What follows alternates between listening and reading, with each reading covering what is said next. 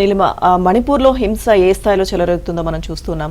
తాజాగా కుకీ మిలిటెంట్లు ఒక 6గురిని కిడ్నాప్ చేసిన తర్వాత ఒక నదిలో శవాలుగా తేలడం, అంటే వాళ్ళు ఆ శవాలు ఏ స్థాయిలో దొరికాయో చూస్తే అక్కడి హింస ఎంత దారుణమైన స్థితికి చేరిందో మనకు అర్థమవుతుంది. చిన్న పిల్లలను కూడా చూడకుండా అంటే అంత అమానవీయంగా ప్రవర్తించడం, అంత దారుణంగా వాళ్ళని హత్య చేసి నదిలో పడేసిన పరిస్థితి. చూద్దాం.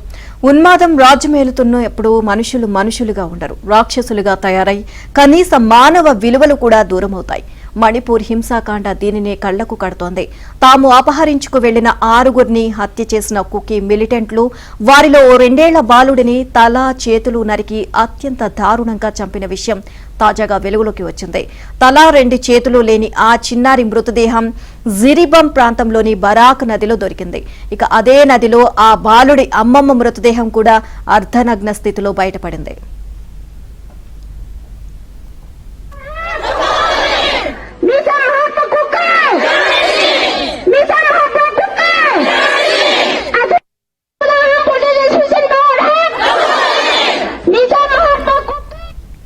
కుకీ మిలిటెంట్లు మొయితీ తెగకు చెందిన కుటుంబాన్ని ఓ శరణార్థి శిబిరం నుంచి అపహరించుకెళ్లింది.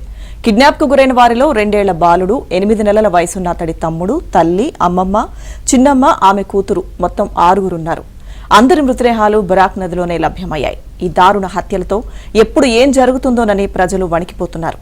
మణిపూర్ రాజధాని ఇంఫాల్లో ఏకంగా ముఖ్యమంత్రి నివాసంపైనే మొయితీ నిరసనకారులు దాడికి దిగారు. పలువురు మంత్రులు, బీజేపీ ఎమ్మెల్యేల ఇళ్లను దగ్ధం చేశారు. బాధిత కుటుంబాన్ని రక్షించడానికి ప్రభుత్వం తగిన ప్రయత్నాలు చేయలేదని నిరసనకారులు ఆరోపిస్తున్నారు.